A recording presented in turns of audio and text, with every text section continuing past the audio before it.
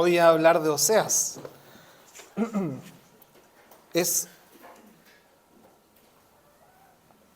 Nos tocó hablar de Oseas y, y es uno de los profetas, de los primeros profetas menores que existen en la Biblia. En realidad empieza aquí en la Biblia a hablarnos de Oseas y vamos a leer los primeros 2 versículos solamente del libro de Oseas y luego ya los vamos a ir trabajando más. Así que se colocan en pie y los leemos todos juntos ahí ¿cierto? En los profetas, después de los salmos, los proverbios, después de Daniel que ya estuvimos estudiando, ¿cierto? Viene Oseas y vamos a predicar los 2 primeros versículos, o sea, a leer los primeros 2 versículos el día de hoy.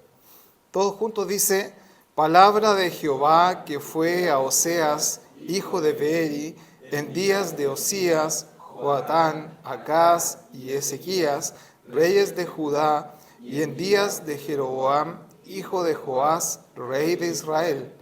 El principio de la palabra de Jehová con Oseas, y dijo Jehová a Oseas: ve, tómate una mujer fornicaria e hijos de fornicaciones, porque la tierra se dará a fornicar, apartándose de Jehová. Vamos a orar. Eterno Dios, Señor, en esta mañana nos dirigimos a tu presencia Señor, agradecido de ti, Dios, en especial pidiendo por esta predicación, Dios, que ha de ser realizada por mi vida, Padre Celestial, para que tú me ayudes en esta mañana también y sea, Dios, para dar mandada, Dios, Señor, una utilidad, Dios, Señor, de herramienta, Padre, de nuestras vidas espirituales, Dios, Señor, donde también saquemos lecciones para cada uno de nosotros, Señor. Ayúdanos, Dios, danos de tu gracia, que tu Espíritu Santo sea, Señor, manifestado en tu palabra, Dios, en esta hora, en nuestras vidas, Señor, y que también, Dios mío, podamos siempre, Dios, dar gracias por lo que tú nos has dejado para poder entender. Por la claridad también y por el entendimiento, Dios, que tú nos permites en esta hora a cada uno, Señor, ábrelo para poder, Señor, que podamos, Señor, entenderla con gracia. En Cristo tu Hijo lo pedimos. Amén. Bien, el libro de Oseas. Y hoy día empezamos con el libro de Oseas y más, principalmente, hermanos, vamos a hacer un barrido histórico a través de Oseas y una introducción al libro de Oseas para luego hablar sobre el capítulo 1 y de qué trata este capítulo. Entonces son varias cosas, así que vamos a ver por dónde empezamos. Ya, esta es la lámina. En realidad vamos a comenzar para entender un poco lo que es la historia. Tenemos que situarnos un poco en el tema de Israel y hablar, porque cuando comenzábamos a hablar, a leer el capítulo de Oseas, ya es difícil entender el primer versículo, porque nos dice palabra de Jehová que fue a Oseas, hijo de Beeri, en días de Osías, Joatán, Acaz y Ezequías, reyes de Judá. Y después dice, en días de Jeroboam, hijo de Joás, rey de Israel. ¿Cómo es esto? O sea, ¿por qué me habla de tantos reyes, de lugares distintos y todo? Bueno, para entender el primer versículo tenemos que obligadamente irnos aquí. Cuando hablamos de los periodos de la historia de Israel, hablamos de la creación, ¿cierto? Luego de los patriarcas que fueron desde Abraham a José, los líderes, ¿cierto? Que fueron Moisés, Josué, los jueces que después vinieron, ¿cierto? Gedeón, ahí está Débora, varios más. Y después viene un periodo de reyes, que es el reino unido de Israel. Ahí está Saúl, David y Salomón, y que termina con Roboam. ¿Ya? Y aquí en este periodo, en el año aproximadamente 931, año 931, antes de Cristo, se produce una división del reino. Y el reino de Israel como tal ya no viene a ser solo un país, sino que se divide en un reino del norte y luego se divide en un reino del sur. ¿Ya? Y luego estos reinos, dos reinos van a ser cautivos. Acá en el año 722 el imperio asirio y en el año 586, por acá más adelante, el del sur por Babilonia. Entonces cuando acá nos está hablando la palabra de Jehová, dice que fue a Oseas, o sea, al profeta Oseas, quien el profeta Oseas era parte del reino del norte, ¿ya? Y cuando dice en los días de Osías, Joatán, Acaz y Ezequías, reyes de Judá, se está refiriendo a que en este periodo de Oseas, acá abajo en los reyes, en el periodo de Judá, en el reino de Judá, existían todos estos reyes. Y en los días, dice, y en días de Jeroboam en el reino del norte. O sea, está haciendo un paralelismo entre los dos reinos. Y dice, en estos días fue que sucedió esto de lo cual vamos a hablar. ¿Ya? Para esto también tenemos que entender lo mismo, ¿cierto? El reino de Israel fue dividido, como hablábamos recién, y el reino del norte fue dividido y se quedó, digamos así, separado en las primeras 10 tribus del norte, donde fue su capital Samaria, ahí, ¿cierto? Y gobernados por Jeroboam, y el cual reino fue cautivo, dijimos, en el 722 antes de Cristo. Luego está el reino del sur, que es este reino de por acá, capital Jerusalén, ¿cierto? Donde eran solo 2 tribus las que lo conformaban, la tribu de Judá y de Benjamín. Y aquí el rey Roboam siguió reinando, porque Roboam en realidad era el rey que había en aquel tiempo y él siguió gobernando el sur y fue cautivo en Babilonia. Ahí hubo una división del reino, ¿cierto?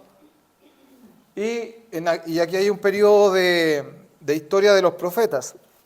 Recordemos que estamos estudiando los profetas y en estos periodos justamente es donde aparecen los profetas para hablarle a los distintos reinos, del norte o del sur, y en distintas épocas. Y ya hemos hablado, ¿cierto?, por ejemplo, de Jeremías, hemos hablado de Daniel, ¿cierto? Pero hoy día nos vamos a ir más atrás en la historia, porque la Biblia no es un libro cronológico. La Biblia se ordena por tópicos, y ahora estamos en los libros proféticos, del cual el profeta Oseas es el primer profeta que parte con el periodo, digamos, de los profetas menores. Y nos vamos a ir para atrás en la historia y vamos a irnos al año 760, 715, que es aproximadamente donde vivió Oseas, mucho más atrás de Jeremías y de Daniel. Recordemos que Oseas está predicándole al reino del norte, y el reino del norte fue cautivo en el 722 por los asirios. Entonces, Oseas es mucho más atrás, porque después, más adelante, el reino del sur siguió y ellos siguieron como pueblo y fueron cautivos más adelante. Por eso Jeremías y Daniel están más adelante en el tiempo. Pero hoy día nos vamos a centrar aquí, ¿ya? Y ahí está distribuido los amarillos en profetas menores y los azules en mayores. Y estos son los reyes también de aquel tiempo, de acuerdo al reino. Vamos a estar en este periodo, donde habla de Jeroboam II, no de Jeroboam que inició el reino de Israel en la división, sino que acá, en Jeroboam II, acá estamos nosotros hablando de Oseas, ¿ya? Y habían estos reyes, Jeroboam, Zacarías, Salum, Magem, Pecaía, Peca, Oseas, reyes que duraron muy poco, de los cuales la Biblia habla principalmente de Jeroboam II. Y un Oseas que también fue rey, que no es el mismo Oseas del cual vamos a hablar. Hay 3 y 4, incluso Oseas en la palabra de Dios. Recordemos que los nombres también se repetían. ¿Ya? ¿Y qué más podríamos decir? El libro de Oseas como tal, ahora entrando al libro, podríamos decir que este libro tiene un significado, o hablando del significado del del nombre Oseas es salvación, al igual que Jesús y que Josué. ¿Recuerdan ustedes cómo se llamaba Josué antes de que fuera cambiado su nombre? Oseas, hijo de Nun. O sea, valga la redundancia, ¿cierto? O sea, el nombre coincide con lo que es Josué. También Josué tiene el significado más atrás. Y estos tres nombres nos hablan de salvación. Ya, el libro de Oseas es contemporáneo también a Isaías y Miqueas en el tiempo. Es un libro que comparten la misma época en las cuales estos tres profetas fácilmente, si hubieran estado juntos, podrían haberse conocido. Hijo de Beri, dice que el versículo 1 decía que fue a Oseas, hijo de Beri, palabra de Jehová, ¿cierto? ¿Quién era Beri? No lo sabemos, se sabe muy poco de Oseas, incluso de él mismo, se intuyen algunas cosas, pero por ejemplo de su padre tampoco se sabe mucho. Pero sí se dice que Oseas era oriundo del norte, porque principalmente cuando se habla en el libro de Oseas empiezan a mencionarse muchas partes y se hablan de muchas regiones del norte. Entonces se creía que él originalmente era de ese mismo lugar, de la región del norte. Por ejemplo, hay un ejemplo en el capítulo 4, versículo 15, donde habla acerca dice... no entréis en Gilgal, ni subáis a Betabén, ni juréis, y habla de varios lugares, y hay muchos versículos que hablan de muchas regiones de la parte norte, entonces se cree que era de ahí específicamente. El contexto histórico que había en aquel tiempo de Oseas, nos habla de una nación próspera económicamente, de una nación en paz políticamente, pero de una nación corrupta moralmente. Lamentablemente parece que muchas veces cuando se desea paz y se desea economía, cuando se tiene esto, después se abusa de aquello, ¿cierto? Y en vez de volvernos fieles a Dios, empezamos a gustar mucho de aquellas cosas y se cae en una inmoralidad o corrupción espiritual que nos lleva a una bancarrota, todo lo contrario de lo que se estaba viviendo, que era en realidad una prosperidad. Había una bancarrota espiritual en Israel en aquel momento. Ese era el contexto histórico. Jeroboam II, como dijimos, estaba reinando y podríamos decir que había llevado a la nación a una buena prosperidad, pero material o terrenal. Entonces, hermanos, y siempre lo hemos dicho, ¿cierto? Lo terrenal o lo material no tiene relación con lo espiritual. Porque usted puede estar muy bien de una manera, pero totalmente contrario en la otra. Así que no hay que asociarlos necesariamente. Y lo que hace Oseas acá, porque generalmente los profetas se referían a un reino, Oseas se refiere y da profecía respecto a dos reinos, y por eso a los dos reinos, al del norte y al del sur, respecto en sus profecías cuando él habla. Y por eso también hablaba y lo contextualizaba de acuerdo a los reyes en el norte y a los reyes en el sur. Y el tema principal, y algunos predicadores, escritores dicen que Oseas viene a ser el Juan del Antiguo Testamento, porque nos viene específicamente a hablar del amor de Dios y viene a reflejar un poco lo que es cómo Dios muestra su amor a pesar del pecado del pueblo, a pesar de la caída del pueblo. Dios viene a mostrar su amor, perdón y misericordia a pesar de todas del enojo, podríamos decirlo, que esto significaba para Dios, porque aquí hay palabras de condenación, hay palabras de molestia de parte de Dios, pero luego hay palabras de misericordia. Y en eso se enfoca principalmente el libro de Oseas. ¿Qué más podríamos decir de Oseas?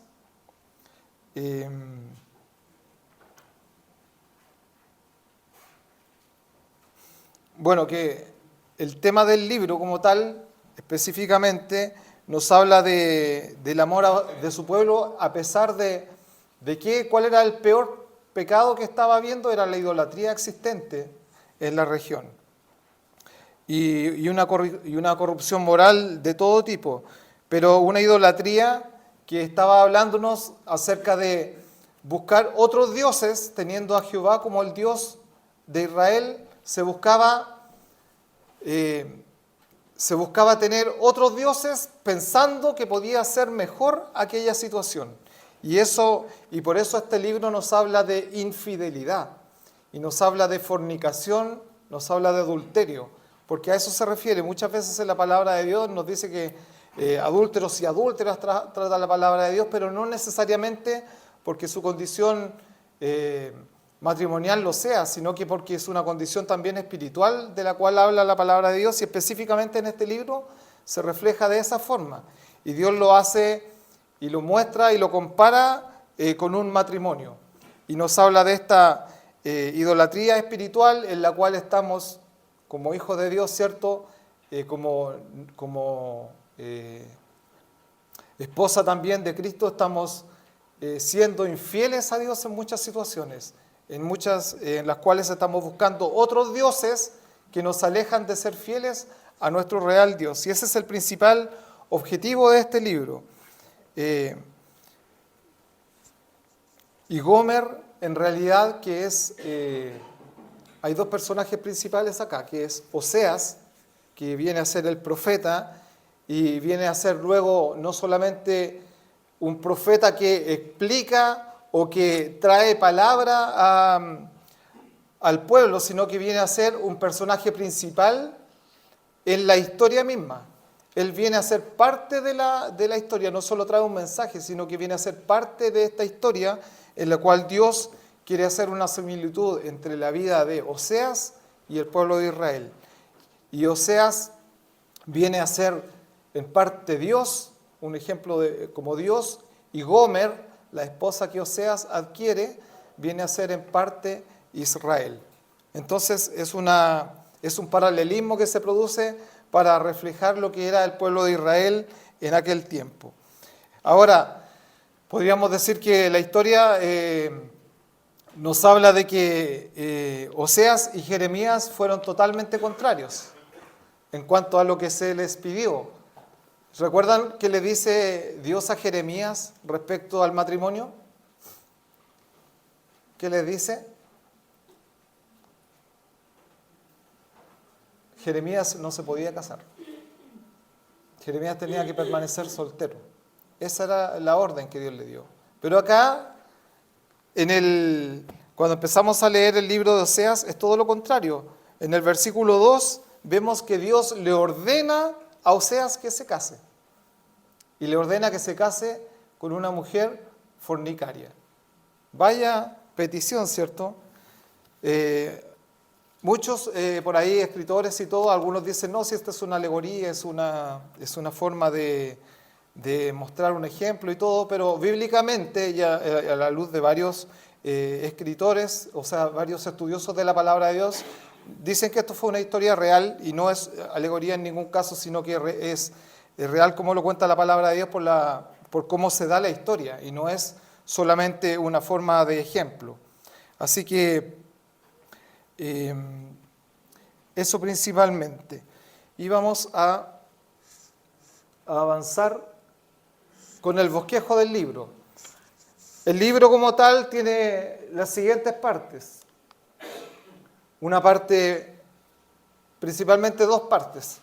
Una parte 1 en la cual muestra a una esposa adúltera y a un esposo fiel, ¿ya? Y podríamos dividir y decir que desde el capítulo 1 hasta el capítulo 3 se trata esta temática, donde en la letra A podríamos decir que habla de Oseas y Gomer, luego habla de Dios y de Israel, ¿cierto? Como decíamos, aquí el ejemplo del esposo y la esposa, y después Dios e Israel de la misma forma, y después finaliza con que ambas partes están reconciliadas. ¿Por qué? Solamente por el perdón y el amor del esposo fiel, que es Oseas. Y la segunda parte del libro viene a hablarnos de una Israel adúltera y un Dios fiel, desde el capítulo 4 hasta el capítulo 14. Israel adultera y es hallada culpable en la primera parte. Ahora se refiere específicamente al pueblo de Israel. Y la letra B dice, a Israel adultera y es desechada. ¿Ya? Y la última parte, que Israel adultera y es restaurada al Señor. Eso podríamos decir que es la división de todo el libro de Oseas, como tal. Entonces, avanzando, hermanos, en la predicación, hablábamos de que en el capítulo 1 lo primero que tenemos que tener claro, y el versículo 1 es que dice que es palabra de Jehová, es palabra de Dios dada a este profeta para que escriba en los tiempos de aquellos reyes que eran paralelos en los distintos reinos y que le está escribiendo la palabra de Dios de acuerdo a lo que Dios se escribe, a lo que Dios, solicita. Y ahora comienza a contarnos un poco la historia y dice el versículo 2, el principio de la palabra de Jehová con Oseas. Y dijo Jehová a Oseas, ve, tómate una mujer fornicaria e hijos de fornicaciones, porque la tierra se dará a fornicar apartándose de Jehová. Primera parte, lo que tenemos claro, ¿cierto?, es que Dios le solicitó a Oseas, el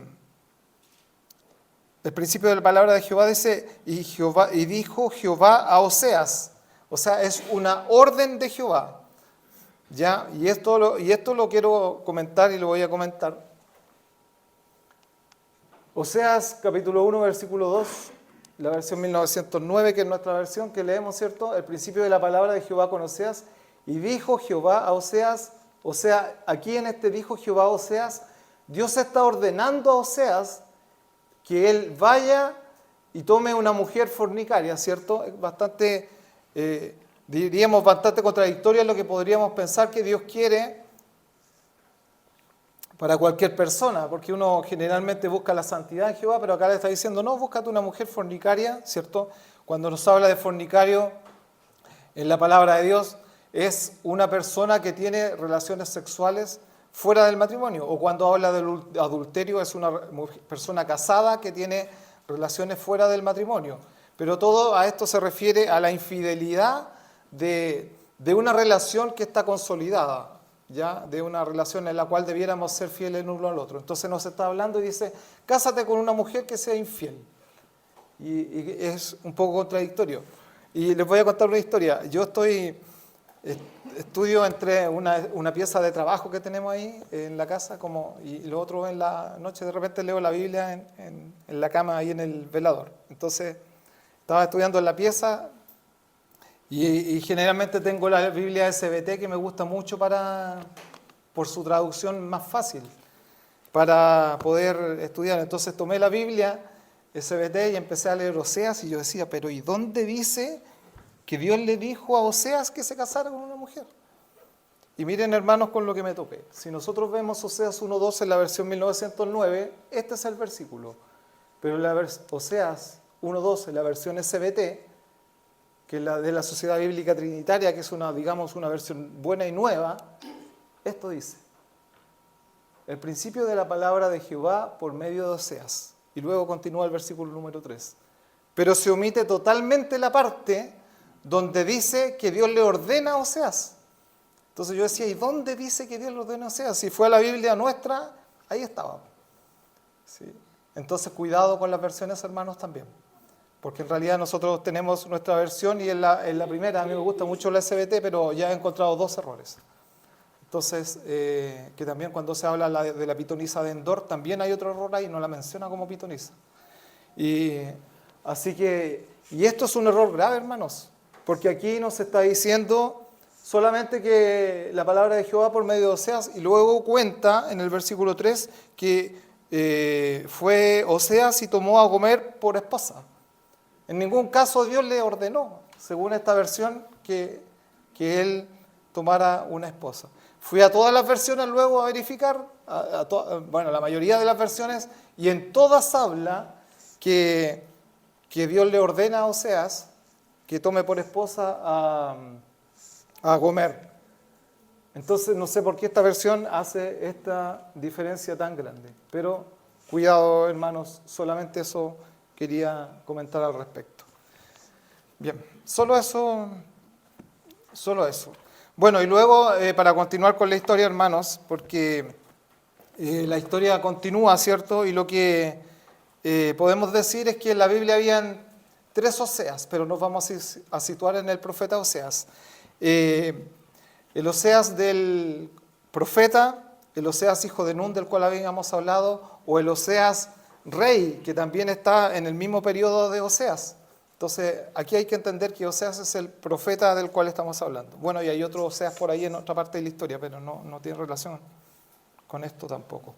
Entonces, el contexto histórico ya lo vimos, ¿cierto? Y dijimos lo que era, pero lo que hay que sacar claro de acá es que Dios da una orden a Oseas con el objetivo de poder graficar claramente lo que Dios hace con su pueblo cuando es infiel. Y Gomer viene a ser en el versículo número 3, dice, y tomó a Gomer, hija de Diblaim, la cual concibió y le parió un hijo. Entonces Oseas obedece, busca a esta mujer, se cree también que se entiende que cuando Dios le dice, búscate una mujer fornicaria, no era necesariamente que fuera fornicaria en el minuto, sino que se estaba viendo como lo que iba a suceder en el futuro respecto a lo que ella iba a hacer. Pero, ¿qué pasa en la situación? El versículo 3 dice que le pare un hijo y le pone por nombre ahora Jezreel. Aquí hay 3 hijos que tiene Oseas, y cada uno de esos hijos viene a reflejar un significado y un ejemplo de la misericordia de Dios. Y en el primer caso, el hijo viene a tomar por nombre Jezreel en el versículo 4 y dice, porque de aquí a poco yo visitaré la sangre de Jezreel sobre la casa de Jehú y haré cesar el reino de la casa de Israel.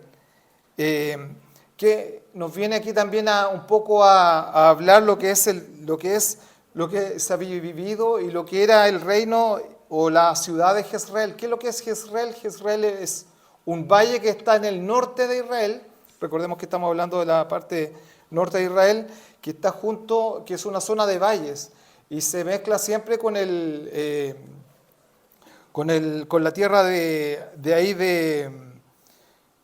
del valle de Megiddo, ¿cierto? Y lugares que van a ser históricos también en el periodo del Apocalipsis, podríamos decirlo así, y que hoy día es como tal, una frondosa planicie, un valle, pero muy fructífero, hermoso y tremendamente grande. También era llamado Esdraelón en aquel lugar, y sale en varios lugares reflejado en la palabra de Guido. Y era un lugar estratégico para las batallas. Recordemos lo mismo, ¿cierto? Ahí va a existir la batalla nos habla la Biblia de Armagedón también, y donde Israel realmente también Dios va a triunfar por el pueblo de Israel.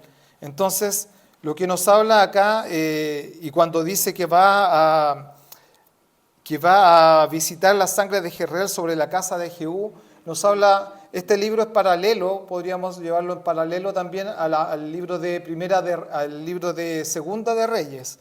Y específicamente en el capítulo 10, aquí se trata la historia y se revela la historia de Jehú, ¿cierto? Y de Acab, cuando matan a todos los hijos y toda la sangre que se propinaba en aquel tiempo respecto a aquella situación. Entonces dice, yo haré cesar el reino de Israel, hablando un poco de lo que iba a venir con la cautividad del reino por parte de los asirios.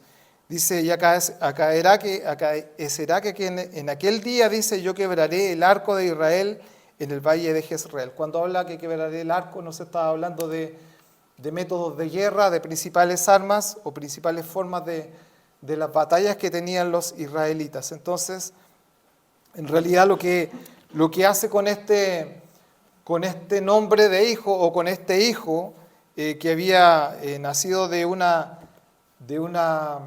mujer infiel, era también Dios proclamar lo que iba a ser la justicia de Dios sobre la tierra de Israel. Dice luego el versículo 6, y concibió aún y parió una hija. Y díjole Dios, ponle por nombre Lo-Ruama, porque no más tendré misericordia de la casa de Israel, sino que los quitaré del todo. Lo-Ruama tiene un significado que significaba la no compadecida. ¿Ya? Y dice, y lo que está diciendo, ponle por nombre la no compadecida a tu hija, porque no me compadeceré más, ¿cierto? O no tendré más misericordia de la casa de Israel, sino que los quitaré y los raeré del todo, dice Jehová aquí. Pero en el versículo 7 dice, más de la casa de Jehová tendré, de la casa de Judá tendré misericordia y salvarélos en Jehová su Dios. Y los salvaré no con arco ni con espada, ni con batalla, ni con caballos, ni caballeros. Dios, cuando hace justicia, siempre hace justicia con misericordia. Dios es un Dios de amor. Y por eso es que, en realidad, nosotros hoy día podemos estar acá. Porque si Dios fuera justo y nosotros, dice la palabra de Dios, ya hubiéramos, ¿cierto?, sido consumidos por nuestro pecado. Pero Dios siempre tiene justicia, tiene misericordia de su pueblo, porque a pesar de su justicia, Él obra siempre con misericordia. Y eso es lo que quiere dejar claro aquí también para el pueblo de Israel. Y lo que viene a predicarles Oseas es decirle, Dios tiene ira, tiene enojo por esta situación, por todo lo que ustedes han hecho, pero aún así Dios tendrá misericordia. Entonces, posterior a esto, en el versículo número 8, nace un tercer hijo y en el 9 le pone por nombre Lo-Ami, que también tiene un significado, y que significaba no pueblo mío. Y esto viene a ser un rechazo de Dios, no pueblo mío, es decir, no es mi pueblo. Yo no lo reconozco como mi pueblo por sus acciones. Sin embargo, en el versículo 10, ahí la palabra de Dios dice, con todo será el número de los hijos de Israel como la arena de la mar, que ni se puede medir ni contar. Y será que donde se les ha dicho, vosotros no sois mi pueblo, les será dicho, sois hijos del Dios viviente. A pesar de todo, Dios no se puede contradecir en sus promesas, ¿cierto? A pesar de que no sois pueblo mío, tu pueblo se va a multiplicar y será reconocido como pueblo, hijo de Dios. ¿Por qué? ¿Y por qué estos ejemplos? Porque a pesar de todo, Dios igual cumple sus promesas. Y lo que está haciendo acá Dios con estos hijos de Oseas que habían nacido bajo fornicación y que esta mujer luego se va en el capítulo número 2 y que deja a Oseas, en realidad lo que hace Oseas es ir a rescatar a aquella mujer, ir por aquella mujer y buscarla con amor. En el capítulo 2, lo que hace el libro de Oseas,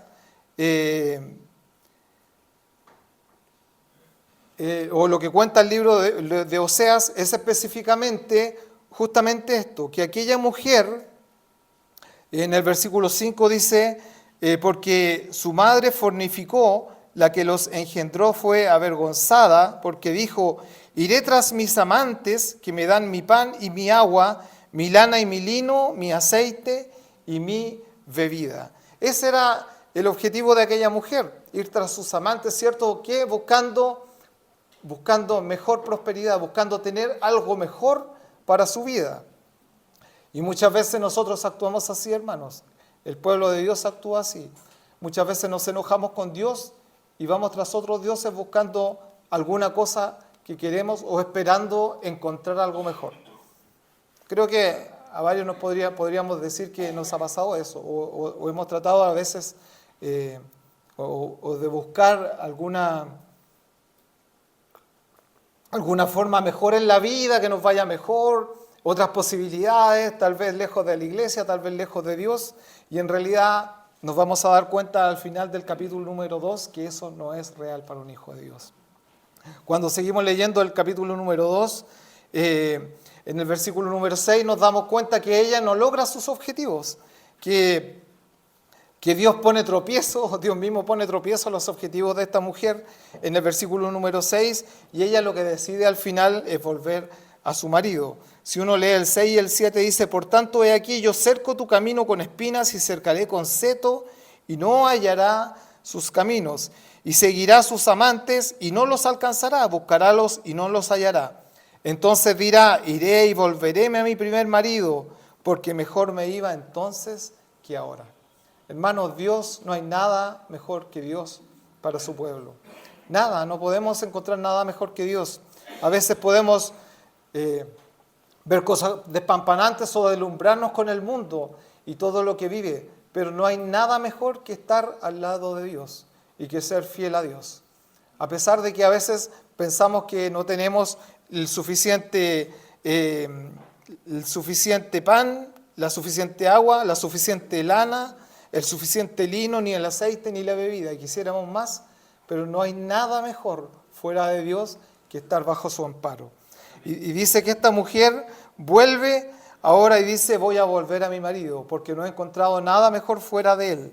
Y en el versículo número 8 hace un reconocimiento de los beneficios. Y lo que dice, y ella reconoció que yo le daba el trigo, el vino, el aceite, y que les multipliqué la plata y el oro con que hicieron a Baal.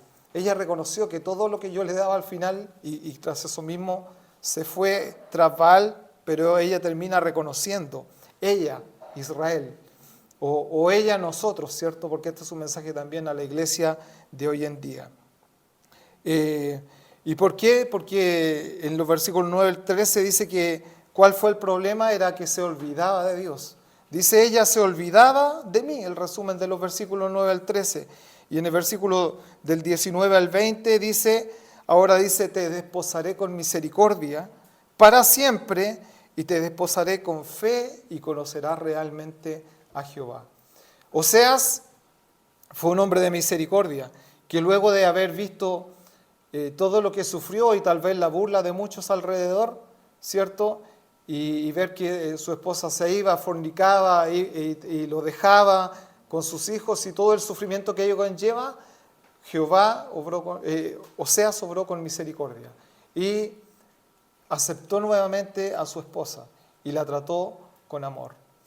Eso es lo que quiere reflejar el libro de Oseas y mostrarnos a nosotros, que Dios actúa de la misma forma. ¿Cuántas veces, hermanos, hemos actuado infielmente para con Dios en nuestra vida? Pero Dios aún así nos perdona, tiene misericordia y nos acoge con amor. Y nos recoge con amor, ¿cierto? Cuando estamos caídos, tristes, y cuando no tenemos a nadie o no podríamos pedirle a nadie que nos ayude, Dios está ahí siempre para usted. Así que no nos olvidemos y seamos fieles a Dios. Estar al lado del Señor es lo mejor.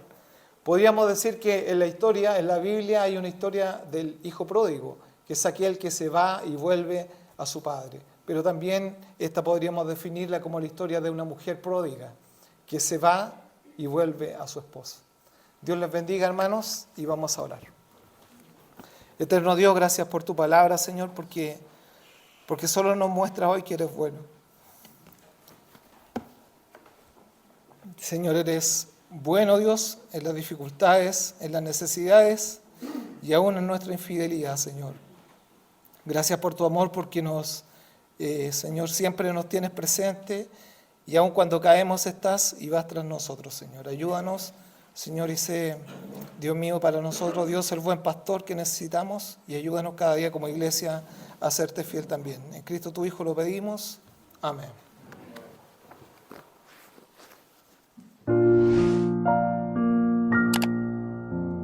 Dios te bendiga, protección te dé.